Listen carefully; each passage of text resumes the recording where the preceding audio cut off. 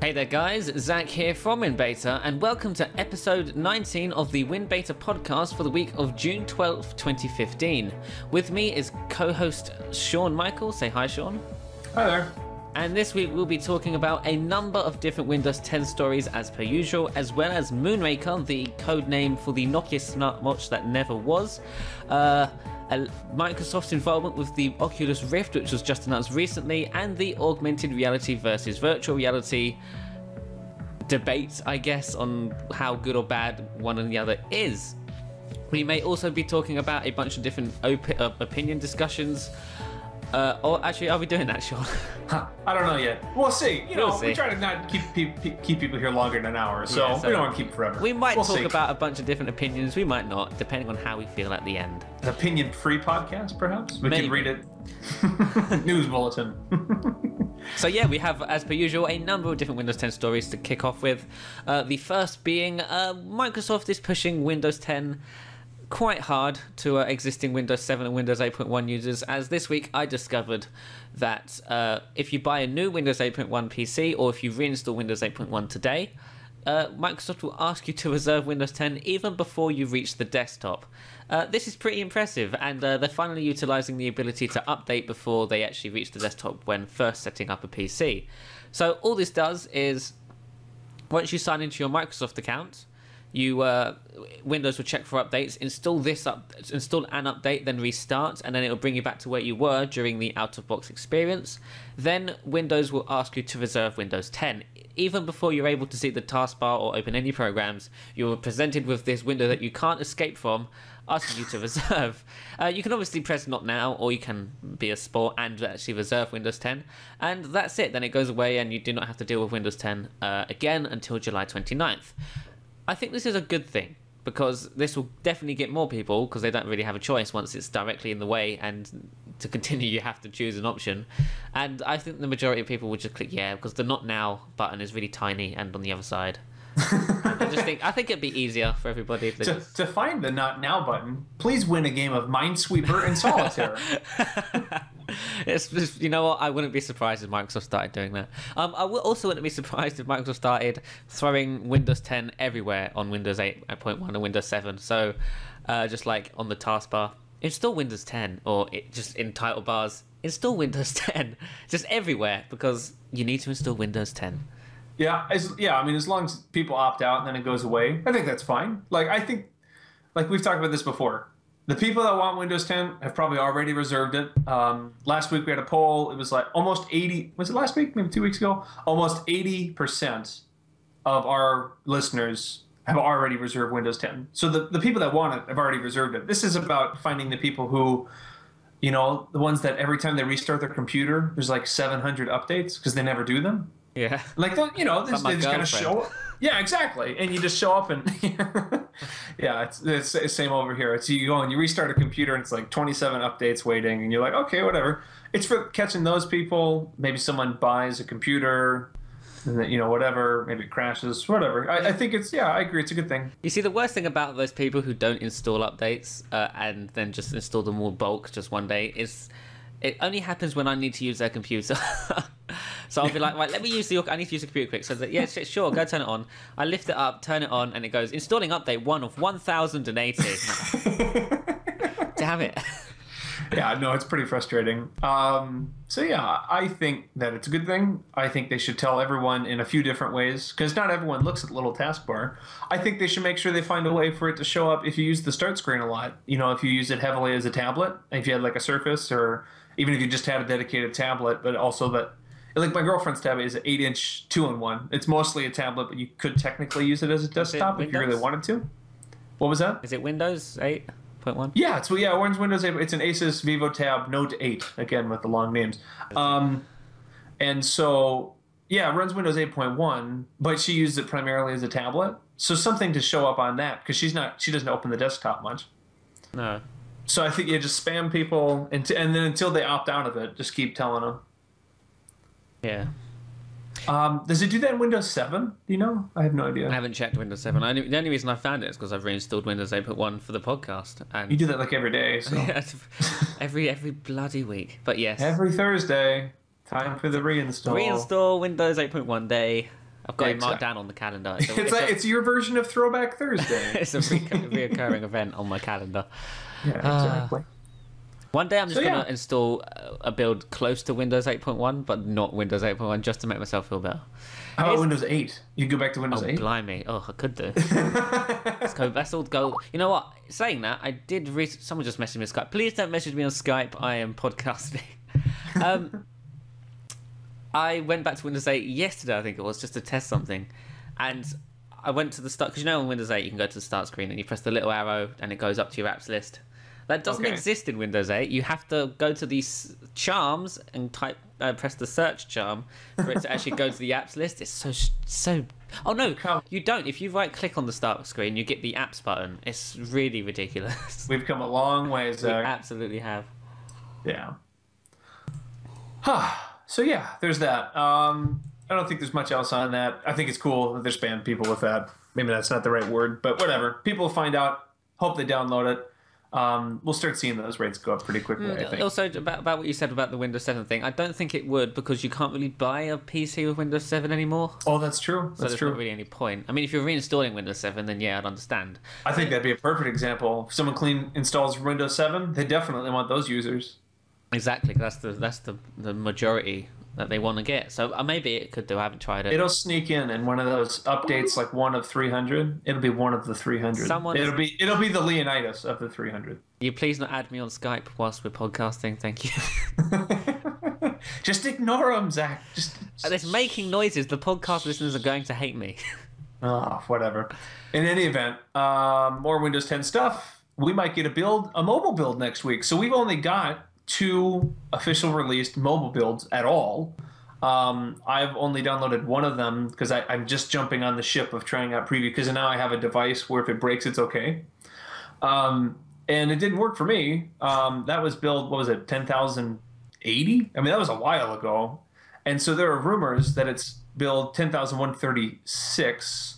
I guess maybe more than rumors, because it's on Twitter. Let's see here. It says, this is Gabe Uhl having a Twitter conversation. Someone said, Gabe, this week or next, Friday maybe. And he said, unlikely this week. And that was on the 11th, which is yesterday as of recording this. And he said, we'll need time to validate it and then publish. And then later he also added, if you opted into the fast ring on phones, it will queue up 10,080, which is the current fast build. So that's a while ago. So he didn't guarantee or commit to anything, but that's a big jump from 10,080 to 10,136, yeah? Yeah, I think it is. And hopefully it'll be much more stable, too. Technically, it was not as big of a jump as it seems, because they did jump. So there wasn't build like 10,090. That was never compiled. They just went from, I imagine, somewhere within 10,000, like the 80 range, and they jumped straight to 10,100. So they missed out on, say, 20 builds. But there's still quite a few that this is a big deal, because we aren't getting mobile builds. Yes, like and not only that, the Windows 10 mobile builds are coming along. There are a lot of changes going on right now, because this is the Windows 10 mobile development process is currently in the phase in which Windows 10 desktop was a few months ago, which every build had something noteworthy to talk about. Whereas, right, well, your videos would be great. Yeah, and now these days it's just like the pixel moved a little bit for the desktop. Yeah, now you're just getting feature finished stuff. So yeah, with where Windows 10 Mobile is right now, I think you're going to have a pretty substantial update. I hope it works on more devices. I mean, I put it on my Lumia 640 and it just didn't work, and so it wasn't even usable. So it'd be really fun to be able to test this out and try out some of the new features. I think that. Like you said, it's not this week. It could be next week. You know, they used to not do builds on Fridays, but that's not true anymore. So we have another day where we can hope and cross our fingers. Yes. So yeah, there's that. Do they leak phone builds? They seem to leak desktop builds quite a bit more than they leak phone builds. You can't really leak a phone build. You can leak screenshots of a phone build, but leaking an actual build to put on your phone. Oh, that's true. It's impossible, because you can't unless you have the right tools, which aren't available to the public, I don't believe. Okay. So yeah, so that's why we don't get those leaks. because I mean, So it's screenshots only. I can't go Yeah, you around certainly and- could. So the little cat can't show up and give you a phone build. It just doesn't No, work. if they gave me the files for a phone build, I'd be like, okay, now what do I do with it? Great. What if they did that? What if they just sent out like the phone build? Like here's the code for the phone build. I mean, you can't do anything with it, but it's Hey, here. you can look at it. No, thanks. You can. I'll give feedback on that maybe. So, and people would search every little tidbit and be like, oh, right yeah. here in the code, it says right here that they're going to have we'd interactive. find out what's new without even having to install the build. Someone would. Yeah, that's true. Maybe they could do that. That's the us, then. talent of the Microsoft developer community. Come on, Microsoft, start leaking code to builds now. Make it harder for us. We love it. Yeah, wait, I wouldn't do it. I'd just talk about it on here. That's I have the best job in the world. It's like everybody else like works really hard, and I just do like my few stories, and then at the end of the week, I'm like, oh, somebody wrote like a 2,000-word feature. I'll talk about that. Somebody found a leaked build from Russia. I'll talk about that. Bam! Everybody listen to me. No, Yeah, we do have the better end of the stick, really. yeah, absolutely. It's great. But yeah, so let's see here. It's not just that we're going to have a build ready possibly next week. We might have everything ready in the future. We might in September. It could be as early as September this year. We might get a finalized public version, open finalized version of Windows 10 Mobile at late next quarter. So yeah, just so we get the quotes out there, that sort of thing. It says that there were slides that were leaked, and Neowin got a hold of them, and they say that SKUs would be out as late next quarter, which next quarter referring to July through September. So yeah. So there you go. Could have it as early as September. It would be great. I don't think it's actually going to happen quite that early. That's just me being a little like, they're not releasing the desktop build until July 29th. And so they're probably going to do a while, I think, before. I'm guessing like October, November. Still get it before Christmas, because I hope there's a flagship ready, and then it'd be like Christmas, so they'd be like, Windows 10 flagship pen support. You're awesome. Buy it for Christmas. It's here. Not for Halloween. No one cares if it's ready for Halloween. You're not trick-or-treating and getting a $600 phone. Well, not everybody. I hope not. If you know a neighborhood where I can trick-or-treat and get a $600 phone, I will dress up and knock on that person's door. You know what? The September date is interesting because it seems so unlikely, but it also seems possible. In the sense that they could take all of August to do stability. And 31 days to stabilize code is a long time. So they could go with and stabilize this for a September launch. However, just because what's the report say? The SKUs will be out by September. Yeah. So that doesn't really mean release to the public. That may just more be for OEMs to preload onto new phones. So we may not even see Windows 10 for phones until, I mean, the consumers. We may not see it until October, November, as Microsoft will continue to fine tune. I don't think that's a bad thing. No, me neither. As long as it works and it's by the end of this year. Yeah. So it will be very interesting to see how that works. I believe we may have lost Sean. So. No, I'm here. Oh, are you still here? Oh, you're. I'm here, my friend. I'm right here. Your video Anyway. froze. The audience agree with me. Yeah, It looked like you I'm froze. good. So yeah, there we go. I think it could be ready. I'd love it to be ready by then, just because it would give me things to talk about and then play around with the new builds on the phone. But as long as we, once desktop is done and it's released, we're going to start getting more and more preview builds for mobile. So that'll give us more features to play with and talk about. We will soon have a healthy amount of builds to play with the Windows 10 Mobile, I hope. Because I would hope when the stability begins, that's when we can start using it properly. Yeah, I agree. Yeah, so we'll see. I mean, there's a lot of features that are going to be on Windows 10 Mobile that aren't going to be in Windows 10 Desktop. And I think that's one of the things that we're yet to see. I mean, we know some of the stuff that's going to be there, but they're going to keep adding and tweaking and stuff, and you're going to get new features, and you're going to get new layouts and UI, and those are things that we're going to need to find out, and we're just going to have to wait. And so we'll see. and we'll go from there. So I'm pretty excited about Windows 10 Mobile because I think once Windows 10 Desktop RTMs and then goes out to the public and everything, they're gonna bam, just like totally streamline Windows 10 Mobile. I would hope that they align the RTM or the release of Windows 10 Mobile with an update for Windows 10, which introduces a few more synergetic, maybe. I'll go with synergetic. Maybe what's it called on OS X? Continuity? Handoff, so, like features like that. Maybe in an update for Windows 10 later this year, because there is an update coming later this year. That's true. For Windows 10, they might time it with that, which is probably likely. So, let's see. Exciting times ahead for mobile and desktop Windows users. Yeah, you know it's not an exciting time. I do, sadly. Surface 3 users trying to run the latest build of Windows 10. Gabe Earl on Twitter has stated that the Surface 3 is a no-go for build 10,130 due to a bug with the Cherry Trail CPU. That's the only information he gave out for it. He didn't explain what the issues were. However, I can tell you firsthand what the issues are because I tried to install many builds of Windows 10 on my Surface 3 and ended up breaking my Surface 3. So, well, tell the listeners, because I think it's very sad and we'll all cry together, that we all want a Surface 3 and you broke yours. I had it for a week and I broke it due to Windows 10. I don't, it's like you got a Ferrari and then just like drove it in the desert. I just don't. This makes me so sad. What did you do? Here's the thing. How did it break? When I was younger, and this was years and years ago, I was always told that don't mess about with software on computers. It breaks them. Which I grew up to learn that wasn't the case. Now you have a career doing that. Now I have a career breaking PCs with software, and this is the first time ever a piece of software has actually fried a bit of hardware in a device. The cameras just don't work now, and the sound, the speakers have their issues every now and then. But when I turn the Surface, I've disabled the actual driver now, so it doesn't actually pop up. But when I actually turn the device on, regardless of what I'm doing, the LED for the camera comes on both sides, on there and on the back. Huh. However, the cameras aren't on, and the Windows can't see the cameras, so the cameras are practically fried. And this happened after I installed Windows 10. That's what you think.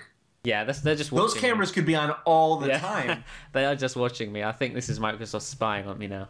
Exactly. They're like, when does the cat show up? I'm not saying this. I probably shouldn't pinpoint this issue on Windows 10 alone. This happened after I installed Windows 10, I admit, but this may have also been due to a number of other circumstances. Maybe it was a faulty unit. I have no idea. But yeah, there's an issue with Surface 3. GPU drivers don't install automatically. I tried to install... It didn't work all week. I left it on there. And then I turned it on one last time before I was going to reinstall 8.1. And Windows Update said GPU Intel driver, which was the first. I was like, oh yes, it's happening. So it starts downloading, prepares to install, the system blue screens to death. And so don't install Windows 10 on the Surface 3 yet. You should just make the blue screen of death your home screen, because you see it so much. I probably should, yeah. There you go. So yeah, there's that. Well, at least, Sean, Windows 10 is starting to look sexy. Yeah, no, I agree. With one of our most provocative headlines ever, written by your very own Zach Bowden. The dark mode shown off via screenshot looks very attractive. I don't know if we can get that pulled up for the viewers there, but we do have an article on it. I probably shouldn't, because the CPU probably shouldn't, because we've had some crashing issues today. So that's a thing. It looks very nice. I think dark theme should just be everywhere. It is attractive. It was almost like I first fell in love with dark theme when people were like, if you want to save battery life, use this dark theme. I now know that if you have a certain type of screen, it doesn't save any battery life at all. But, well, it doesn't, right? If you're using certain screens, it doesn't save you a lick of battery life. Absolutely right. But it was like I was allured by battery life. And then now it's like, oh, it's easier on my eyes. And it looks so sleek and smooth. And every app that has dark, dark theme. There's very few apps that I actually run on a light theme if a dark one is available. And so, yeah, Windows 10 and Edge, which is now officially being called Edge in the internal builds, but not yet in the ones that we have, has a dark theme. Very attractive. What do you think of it, Zach? Have you used it, or did you only see the screenshot? I've only seen the screenshot. I Okay. have not had the privilege of using the proper dark theme yet. Build You'd 10,000. never roll back if you did. No, stay that'd there. be it. No more podcasts. Yeah. I've used build 10,135, which you can enable a broken version of the dark theme. It's not everywhere around the system yet. Edge has an unfinished version of dark. It doesn't look very good, but it's there and it's coming, which is exciting. And I imagine, see, this is a developer option as well. So the dark theme may be a system-wide thing, but only for built-in apps. Developers ultimately have the option to change what color their apps use on their own apps. So say Right. Tweetium, for example. Tweetium has obviously... He's converted to Tweetium. Oh. You know what? You say this. I absolutely have as of recently. I'm using Tweetium on the phone as well. Not the pro version, because I'm not doing that yet. But look, Tweetium for... But you have it on light theme. You don't have it on dark theme. I don't have a dark theme. I haven't actually changed it. It's very nice. Yeah. Tweetium has a very nice dark theme. You can customize the title bar and everything. Black and blue. And you can do black and gray, so it keeps it like that really sleek look. No, it's great. That's what some people want. People want to have Edge with the dark theme, but then also customize the title bar like you can on that app. And the only reason I'm using Tweetium is because the official Twitter app was annoying me because it does this weird backup thing which you can't open it, and it takes hours to do. And I just delete the app because I couldn't be bothered.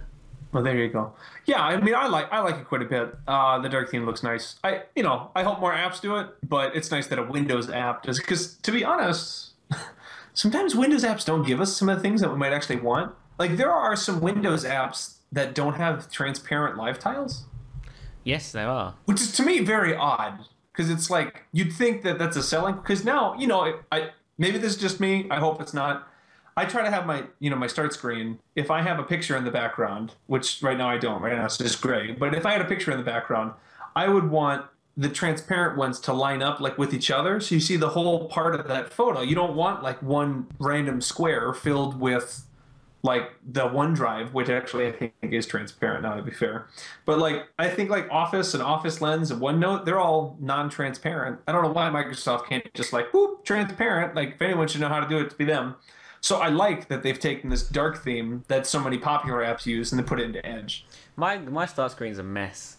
Oh, that looks awful. Like, no offense, man, but you said it first. So, like, You're supposed to say, no, it doesn't, Zach. It looks great. no, my start screen. No, yours is too neat. Mine's a lot better. No, look at this, man. It's so attractive. It's so organized and set. Mine's better. No, Guys, in the comment section, whose is better? I want to know. or jump over to discuss and send us photos of your start screen on the Let's podcast. do that. Discuss comments. So there you go. Don't put those in the OneDrive. So in any event, I like that they've taken a Windows feature and they've added it to it, one of their own native apps. It's nice. Anything else about Spartan or Edge? I think we're about good with that. Yeah. No. So, moving on to the non-Windows 10 stuff. So, Windows 10 We have fanatics. non-Windows 10 We have stuff. Every non-Windows 10 podcast is like a stuff. half hour of Windows 10 and then a half hour non-Windows 10. Yeah, so the non-Windows 10 fanatics, tune away now. Tune away? No, tune in. If you're Windows 10, if you're a Windows 10 fanatic, go away. We love we you. don't want you here now. You won't like this one. This is for the Microsoft lovers, not the Windows 10 fanatics. And Zach, if you want, I can share a screen for the story that you're about to show. Let's see if that works. Let's not push things here, Sean. No? No, just Aw. try. It'll only be you that cuts out if it goes wrong, not Let's me. see here. I'll share my screen. Go ahead and start. Can you see it? We can. Yeah! There you go. Look at me. I'm Look. learning. Microsoft was killed off Nokia's smartwatch because Microsoft's a big bully. These look so nice. They do. They look very nice. I would have preferred this over the stupid band, which is clunky and horrible. And they're so much better at marketing because look at this. You got like orange and it's all orange in the background. And then you got blue and it's got all blue in the background. And then you got green, it's all grass. It's so attractive. Hey, you don't get to tweet while I'm sharing my screen. And so then you go and you got like all this stuff. It looks so nice. Anyway, I'm going to stop. We can just talk now. Okay. So, But it's really nice, man. yeah, this was a thing that Nokia was working on just before the companies merged, or Microsoft bought its mobile division, and the thing never made it to shelves, and that's simply because Microsoft had the choice of releasing the Band or the Magical's Moonraker watch, and they opted for the Band because apparently the Band had more features and other stuff. Yeah, actually, here, let me read through some of the features here because I have the story up. One, there's a great line about how the Microsoft Band looks like a house arrest bracelet, and the Nokia codename Moonraker actually looks so nice, and that's kind of true. So yeah, one of the things is that it's based on this article, which obviously a lot of this could be speculation because it was never released and Microsoft isn't like talking directly about it, but it almost sounds like Microsoft didn't want to release Moonraker because it was better than the Band in a lot of areas, because instead of the Band focuses more on like fitness and like some of the form factors, like a long narrow rectangle along your wrist, whereas this codename Moonraker smartwatch was built to work in with some of the more Windows phone features. So you see there's another photo here, which are that you can see here. You have, it's got calendar here. It's got all your notifications. It's got, it's got a lot of different features here. It looks really nice how it works with music and everything else. And it's just a bigger screen to work with, and it's obviously more square than it is rectangular. And so, I think that it's really quite attractive. And I wish that there was like a smartwatch that it doesn't have to also be a fitness tracker. Like that's the thing to me, is if they made a smartwatch that wasn't a fitness tracker, I would be interested in it. Not because I don't care about my fitness, but because like for me, my phone's a pedometer. That's for me personally, that's the level that I need. I don't need the heart rate and stuff. I know some people love that and that's cool. But for me personally, the other features of a smartwatch are so much more attractive, and it working natively with Windows Phone would have been what I wanted. I'm not really big on fitness, and I bought the Microsoft Band, and I use it purely as, I use some of the fitness features, but hardly any. I use the sleep tracker, I use the pedometer, and sometimes I like to check what my heart rate is because that's always fun to know. But other than that, I don't really use it. I don't use it to work out. I don't use it to run. I don't use it, so I literally bought the Band, a fitness device, and treat it like a smartwatch, because you can technically treat it like a smartwatch. There's obviously texts, calls, email, Cortana, weather, Twitter, Facebook, notifications. You can also check the UV, which is nice. I like to do that every now and then. I've done so lately over the last few days, as it has been absolutely toasting in London. So, yeah, it has been. It has gotten a little warmer now compared to everywhere else. Toasting in London, probably a bit subjective, not that bad. But for the Brits over here, me and my PC are both sweating right now. I almost said us Brits, which that's Sean considers himself a Brit. Everybody apparently subconsciously it's we've converted him. Well, I've converted him. Anyway, I have nothing against England. I'm just not English. But I do love it here. I do love it here. Yeah, not yet. Would you want a device like the Moonraker where it's basically a smartwatch, not fitness? It does how you use your Band, but with a bigger screen. Yeah, I would have totally. If the Moonraker, I keep calling it Moonraker. Is it Moonraker? I think Moonraker. There was a James Bond movie named Moonraker. I keep wanting to call it Moonkiller for no reasons unknown. If I had the choice between the Moonraker and the Band on a store shelf, I'd go for the Moonraker. I don't know why you wouldn't want both. Sorry about that. I don't know why you wouldn't just want both. Because who wears two smartwatches? No. I don't mean personally. I mean on the market, why Microsoft couldn't have a fitness device that's also a smartwatch, and then a smartwatch that wasn't a fitness device, and just do that. Like, it doesn't seem that difficult. No, but... And I don't think they'd even be directly competing with each other. Well, now, Microsoft can release a Band 2 and say the market sales were off the charts. Because that wasn't... off their initial charts, because they only made 3 of them. Exactly. They had like the guy at the keynote showing one off, a guy in a commercial, and then like the photos that we use for the website. And I think those were the only 3 Microsoft Bands that actually existed. And then they were like, "Oh, we've sold out." Yeah, sorry, we didn't think you'd want it. We didn't think you'd want. Give us a couple months to make more. I don't know. It's like a game. It's like, oh, you want a band from us? Well, hold on. You got to flatter me first. Then we'll make a few more for you. Pre-order many, and we might make. Please, more. Microsoft, please give us more Microsoft bands. And they're like, okay, sure, we'll make like 7 of them. 7, and then you can wait another couple of months. Yeah, exactly. So they're out now, and then release it a year later in the UK, and then release a new one a month after. and you know, the next time I visit America, then I will just grab them and show it off. I'll be on the podcast with my Microsoft band too. I'll tell you what, Sean, if you're in America during the time of the new band comes out, I will give you money and you can buy me one for a fee. For a fee. No, I'm just. I'll give you a $5 for your troubles.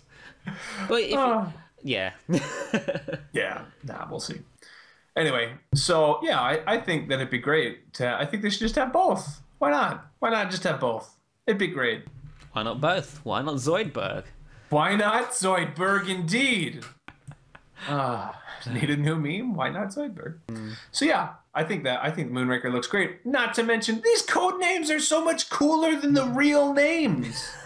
Like, why don't they just leave these awesome code names? You're like, what's this? It's a smartwatch. We've named it after James Bond, who has awesome smartwatches. And then you're like, oh, okay.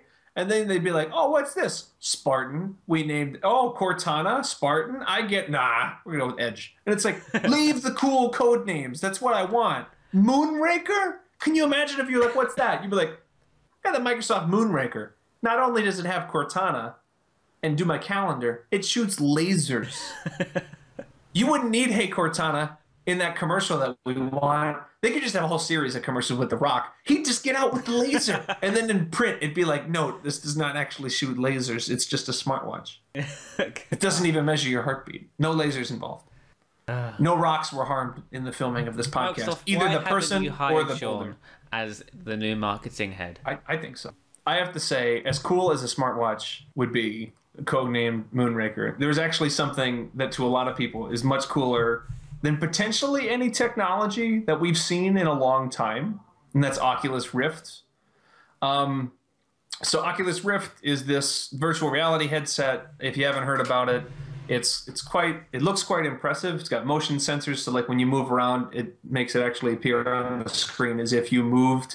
There was a big keynote on it yesterday. It's definitely worth watching, at least the highlights, if not the whole thing. For like an Oculus thing, just like give you an idea, it looks incredible. Like, I'm not a huge virtual reality fan. I'd probably try it for fun. I could see people like loving it. I don't think I would personally get one. But man, like, they've made such progress on virtual reality. And the reason that this is related to Windows or Microsoft is that it's going to work with Windows 10 streaming, and it's going to ship with an Xbox One controller. Yes, this is a good thing, I think. I think it's great for Microsoft. I think it's great for Oculus. I think it's perfect partnership. We have an article on it. I completely agree that this is a good thing. Some people are going to want to use, they have these really cool like motion, you like hold them like this and you can fluidly move your hands around and stuff like that. Yeah. And then they have joysticks as well and buttons, which like that's great too. But some people are just going to want to use a standard controller, depending on what you're doing. I'm sure different games will lend themselves differently, et cetera, et cetera. And then the whole streaming Windows 10 is going to open up a whole new variety of games that you could be playing on Oculus Rift that wouldn't be there otherwise. To say it helps Xbox, it helps Microsoft, it helps Oculus. It looks awesome. People, go look at this and tell me this isn't cool. Like, honestly, comment in the comment section that this isn't cool, and I will disagree with you anyway. That's what will happen. That's what we'll do. Go to the thread, say you don't like it, and I'll disagree with you.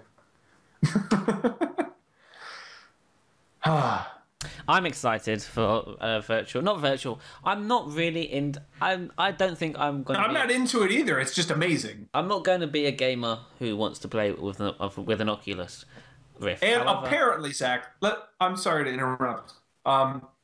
Apparently, someone just said in all caps in the comments, Oculus just tweeted an image of the things inside the Rift as I said it. So as I was raving about Oculus Rift, they tweeted the things I was speaking. Maybe that's how advanced Oculus Rift is. Because they somehow heard me. No, I'm just... No, it wouldn't surprise me. But yeah, it's really weird. They're very similar technologies. One's virtual reality, one's augmented reality. They are different. One is undoubtedly better than the other. Personally, I think augmented reality is better, considering it brings virtual things and puts it in your real world. I think that's crazy, and just out of this world, quite literally. Whereas virtual reality is placing a world on top of your world, so you don't get to see the actual world, you see this new world. Sure, that may be great in some circumstances, but I think as an overall experience, augmented reality is way better. Well, I think they're really different. Like I said, me personally, I'll probably try it. I mean, honestly, if it's in a store in a demo, I don't know how you couldn't try it. Oh yeah, no, I'd definitely try it. But yeah, I think they're two different things. Like HoloLens has non-gaming purposes. Even something simple like when you're Skyping someone, they could draw on it would look like they were drawing on your real world to give you directions on how to install, electrical equipment. That's one of the examples that they've actually done. A podcast with HoloLens and Skype. That would be great. If that's be in a mirror and so you can see me. I think that augmented reality is different, and it's going to be, honestly, you're still wearing a thing on your head, so people aren't going to do this in public much. But when you walk around your home with augmented reality, it's the idea of having your wall become a television. It's your idea of having your music library there. It's almost like a live widget sitting on your desk, even though it's not actually there. That's augmented reality. Virtual reality, like you said, it's full immersion into a game. Be great for like simulators, training simulation. Obviously, for video games, people are going to love it. But I just think that they're different. So let us know in the comments. Let us know. I will put a poll into the if you get this far, I'll put a poll in there. Do you prefer augmented reality or virtual reality as a concept? And we'll see your feedback, that sort of thing. Let you know next week. I think it's great that these are both happening. I was a little worried. The Xbox One was going to be Xbox One, and then have HoloLens, and then there wouldn't be virtual reality with Microsoft. And then people are like, oh, Microsoft is falling behind again. They're doing this over here. Like if this was on the PlayStation instead of Microsoft stuff, people would be like, oh, yeah, blah, blah, blah, blah, blah. But now you'd be like, no, there's options, which is what we want, options. So there you go. Haha, PlayStation users. I don't know, though. They can still use their phone attached to their controller as a screen, which is pretty cool. Yeah. You can't do that with a Windows Phone. Maybe they could with Windows 10. Put that in the works, Microsoft. You put on your bloop right on your controller, and then it's the screen. Work on that. That'd be great. Yeah. A portable Xbox device would be a thing that I'd get. That's a thing. Like the PSP. Yeah. The Xbox Vita. No, wait a second. Xbox Mini. You know what? They would probably have a ridiculously awesome code name, and then they would call it the Xbox Mini. The Xbox... No, I can't think of an awesome word. Oh, what were the little guys in Halo? The Grunt. The Xbox Grunt. And it'd be like a little miniature Xbox, and then they'd actually name it something else when it was done. The Xbox Carbine. Yeah, there you go. So that'd be great, but it's not. We could do an Oculus Wind Beta podcast. Where we could be like... I'm on Mars right now. Exactly. Looking around. It'd be great. Like I said, I think it's just good that the options are there. Some people are going to love this. Some people are going to hate it. But the idea that it's an option is great. I think it's great. I love that they have this partnership. I think it's a really good thing. Yeah, I think it's good as well. Zach, do you have any idea where we are in time? Because the podcast crashed, in the middle of recording. Any idea? I think we should talk about Surface Hub. You think so? I think so. Okay. I think we should talk about it. Let's talk about the Surface Hub. I'm going to be buying 7. Really? 7? No, not at Can the I have prices one? it's being sold at. Outrageously expensive, but that's to be expensive considering these are more aimed at enterprises more than consumers. There will be 2 SKUs of the Surface Hub. There will be a 55-inch version, 1080p, and which was the other one? An 84 inch. Let me give you a gauge. I'm not that tall, but I'm 6 feet tall, so I'm not short. It is a foot wider than I am tall. This is 84 inches is a massive device. Go meet the tallest person that you've ever met. It's wider than they are tall, unless you've met Yao Ming. It's extremely big, and it's a 4K display, which is Crazy. What's on The a screen that size? 55-inch Amazing. model will be available for $7,000. You can pre-order it July 1st. Businesses can pre-order it July 1st. And the Surface Hub, the 84-inch model, which is the 4K edition, try and guess. $8,000? No. $10,000? No. $15,000? Not even close. $1 million. A bit too much. Bit too much? Okay, so $20,000 is That's the still a lot. asking price for an 84-inch 4K Surface Hub. Which, let's be fair, the Surface Hub does come with a bunch of different things. The Surface Hubs are integrated with optically bonded displays capable of detecting 100 points. we can't even of pronounce it. multi-touch. It's so advanced. It's so crazy. 100 points of multi-touch. You have 10 fingers. Times that by 10, and that's Well, yeah, I think the comments are accurate when they point out this isn't really that expensive for a business. It's expensive for us. it's expensive for me and you. Yeah, we're not going to buy one. No, I would go nuts if I had one. don't Ron get me should wrong. add it to our expenses. But yeah, exactly. One that's each a for lot of- each employee. That's a lot of podcasts, Zach.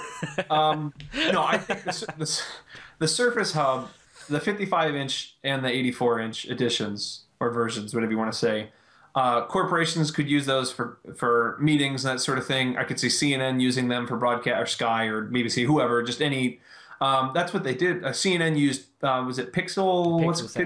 Pixel Sense? Which They was already originally were called yeah, Surface. and I actually did a story on. They bought the plant and all that stuff, and they're making these there. You know, it's strange. The Surface branding has had an interesting journey. It wasn't originally a tablet. It was a table. Yeah, it was a service. Yeah, it was a table, Surface was and a a tablet, table. and now a hub. Yeah, crazy. Hey, if it works, that's a good companies, good marketing, maybe good, not necessarily, but good marketing takes a name people know, that they trust, that they know is going to be high quality, and put it on everything. And so, Which is crazy why they don't do a Surface phone, really. yeah, that's why people want a Surface phone, is because if you said Surface phone, people be like, my friend has a Surface. But if you're like, it's a 930, they're like, what's that? And you're like, Surface phone. Especially if you have pen support, because then you could attach pens to Surface device, like one-to-one matching. I can Because the see- Surface Hub is pen support, multi-pen support. Surface tablets, and the Surface Pros, they're pen support. I can see a problem with the whole branding a Surface phone as a Surface phone, because if Microsoft is trying to be more like Apple with branding, they kind of are as well, in the sense that all of their new devices have the Microsoft logo instead of Right. whatever it is. So with an iPhone, you get the Apple logo. You don't get the iPhone logo, which is, I think, it's just the word iPhone. Oh, I think it's below it, but the predominant logo on an iPhone is the Apple logo. Same for the iPad, same for the Mac. That's what Microsoft is trying to do. However, you don't go, oh yeah, I've got an Apple phone. You don't say that. You say, I've got an iPhone. That's true. Or I That's don't. true. I've got an Apple tablet. No, you But say now they you- have an Apple Watch, and they are using Apple But that way. they named that really strange. It's an They named it Apple- wrong, in my opinion, but Yeah, whatever. iWatch or something, but they called it the Apple Watch, so you reference it as the watch. No. What is this, Doctor Who? Oh, actually, if you don't mind, it's just the Doctor. It's just Anyway. the watch. Doesn't But even yes, matter. anyway, back to the Surface Hub. It has 3 inputs, as you said, dual 1080p front-facing cameras, and 4-element microphone array that detects and follows voice to eliminate background noise during video conferencing. Did you say 4 elephant microphones? element? Oh, element. I was Surface excited Hub there. Also features 4 elephant microphones. It also features built-in Wi-Fi, Bluetooth 4.0, NFC, and a variety of ports for easy wired and wireless connectivity options, allowing devices to share content to the screen. It's great. It's a packed device. It is beautiful. I think for a corporation would love to have this. I've talked to some of the people at my university, and they were saying that they would love to have this. So yeah, I think it's great. Zach, you're a little off screen. Just FYI. I think that I'd love one of these. I would absolutely love to have one of these to play around with it. Weather reports, newscasts, podcasts. We could film. We could be on a TV screen right there. We could, it'd be great. Multi-pen sharing stuff. You want to know what one of the most amazing stats of those? I wrote the article, but I also read articles on why this is being built in America. And one of the things is, guess how much an 84-inch Surface Hub weighs. Oh. So it's 84 inches, so it's taller than me, taller than you, by a foot. I wouldn't know. I can't. What? 220 pounds. That's like, isn't that like a mid-tier wrestler? Yeah, I would. Yeah, I mean, or even heavier. I imagine that's that's a that's heavyweight. relatively close to what I weigh, and I mean, I'm a bit of a bigger guy, and so it's pretty long. I heard that, and then I agree with the comments. It just seems incomprehensibly heavy. I guess there's just a lot of sensors and stuff in there. Yeah, I mean, I'm not going to be lugging mine about in a suitcase. No, Taking it on holiday or vacation or it would be your vacation. You combine it with the HoloLens and Oculus Rift, and you just wouldn't go anywhere. I'm gonna start a trend instead of taking the Surface tablets. You start taking your Surface Hub out just casually. What if you put it like just put your Surface on your head like Google Cardboard, and then that's like a Surface Hub. The closer you hold it closer, it seems bigger. That's how it works. Wow, look at the Surface Hub. It's amazing. Yeah, exactly. There you go. I think it's great. So yeah, I'd love a Surface Hub. I'm not going to have one. I think we'll start seeing it. What they need to do in the United States, at least, is in the United States, the NFL has a really big partnership with Surfaces. So when you watch an American football match, if I switch over to back American lingo, I'm sorry, but if you watch a football game and they run around and they have surfaces. So while the defense is on the field, they have the offense over there looking at the previous plays on a surface. And it's actually a Microsoft, and it's clearly got the logo, and they have all these commercials. Then all the newscasters use surfaces as well. And then Russell Wilson, who plays for the team in Seattle, Washington, which is really close to Microsoft that they reference to in like their keynotes and stuff, he does commercials for Microsoft as well. So Surface is really, really pushed in the NFL. They need to do that for the Surface Hub for like the NFL Network. They need to have because the NFL has they have an entire TV network just for them, and they should be using Surface Hubs all the time, drawing up plays on the big screen and that sort of thing. They need to Skyping in guests onto the set. They really need to market it in that setting because that's where you're going to get corporations like stuff like if they see it in use by business, they're going to want it. Yeah. It's a good idea. And they already brand really heavy with the NFL. In fact, it's called Surface, the official tablet of the NFL. So there you go. Yeah, you don't see a thing like that really around in the UK. Well, yeah, I don't want to get too much into this, but like American football, there are a lot of pauses, and then there's a lot of analysis before the game, during halftime, and after the game. I think the only time I've ever seen a Surface be advertised as being on a TV show is you've seen Big Brother. The UK version now. Well, there's a TV show called Big Brother. It's like the American version. However, we were the original guys to start it. That happens a lot. Not that I'm bragging. It's a terrible show. It used to be a great show. It's a terrible show now. But one of the recent series, they had Surface devices on the walls for the housemates to, do tasks with and stuff. So that's the only time I've seen. I don't watch Big Brother. Just clarifying now. I saw it, but it was an accident. Yeah, like, I was walking through the room. I was like that at the time. But yeah. It was over there. I was busy. I washed my eyes with soap. But yeah, no, that's the only time I've seen it in the UK. Microsoft's not really big on sponsorships like that here. I think it's London, man. There are posters of Windows phones all over Nottingham. Oh, no, there's posters. Don't get me wrong, there are posters. Oh, you're talking about TV stuff. I'm talking about TV stuff. I mean, you get adverts as well, but you don't get sponsorships within programs. I love Microsoft, but I'm being a little mean to them. I think it's almost because it would seem obvious. Like if people use an iPhone in a movie, people are like, "Oh yeah, people use iPhones." Yeah. But if like the key character's using like a Lumia 30, they'll be like, "That's obviously paid for." You know what? And every time it happens, people point it out. Yeah, like in the House of Cards. But to be fair, I understand why. The devices they give the actors to use are like the yellow.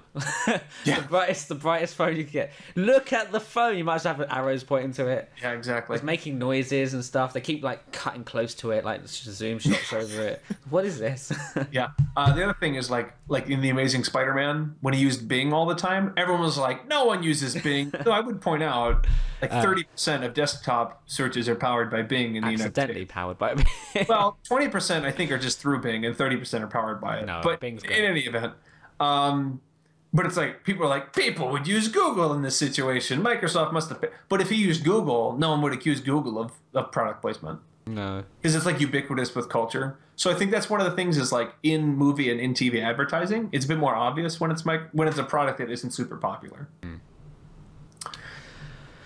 So yeah, I think we should wrap up there. I think we should wrap I have up no there. idea how long this podcast is going to be. No, we'll cut it and it'll be like 6 minutes. Probably. And we'll see what happened. I'll keep working on the stability stuff, guys. I'm sorry that it cuts out. I'm really trying. My fault this week. I thought Windows 8.1 was a worthy operating system to stream. Apparently, it isn't. So I try and I get the lighting set up and everything. And Sean, you're fine. You have nothing to worry about. It's ins and outs. So it's my issue. Sorry if it's frustrating. For all you on the rebroadcast, you probably have, I'm sure you know what's going on because we're obviously saying it and you're very intelligent people. But you didn't see it, so it happened. My excellent editing skills should make it all seamless. It'll be gone. If all of a sudden you see me go like from here to like there, really quick. That's what I usually add like a nice fade effect to make it seem like you faded like a ghost. Yeah, there you go. Well, just start inserting cards. That's what I've learned in video editing for like in journalism. Oh, yeah, that when you cut, it's like, oh look, he shared his screen right now. Sure, he did. No, he didn't. So there you have it, guys. That is the Win Beta podcast for the week of June 12th, 2015. I have been Zach Bowden, along with Sean Michael. You can find us on Twitter at ZachB_ and Sean Michael at Sean_Michael_UK. Yeah, I know it now. It's great. You can also follow Win Beta at winbeta.org and on Facebook, winbeta.org, or just Win Beta. And Google Plus, YouTube, subscribe if you're here watching. Make sure the subscribe button's somewhere on screen. Make sure you like, comment, favorite, share with your friends. And I think we will see you in the next one. Ta-ra.